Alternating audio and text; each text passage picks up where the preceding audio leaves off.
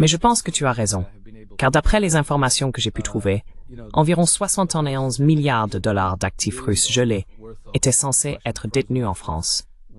Mais il semble maintenant que ce chiffre ne soit plus que de 25 milliards. Il n'est donc pas clair comment ce montant est passé de 71 à 25.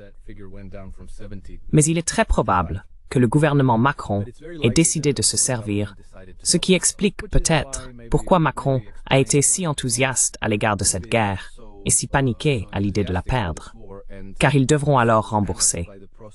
Si les hostilités prennent fin, si la paix est conclue, et si les sanctions contre la Russie commencent à être levées, alors cet argent devra être restitué à la Russie.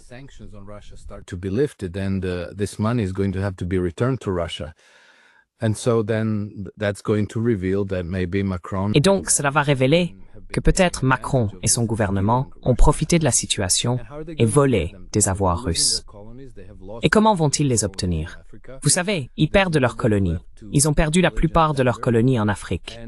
Il ne reste plus personne à piller et à exploiter. Et le peuple français est, vous savez, au bord d'une sorte de révolte, façon prise de la Bastille.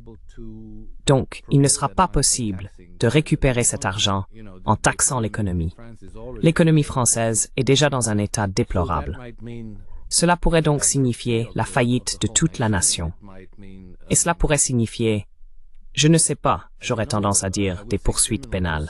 Mais à ce stade, il ne s'agit plus vraiment de poursuites pénales, mais plutôt de sortir les guillotines et de renouer avec les anciennes traditions françaises de justice de cette manière.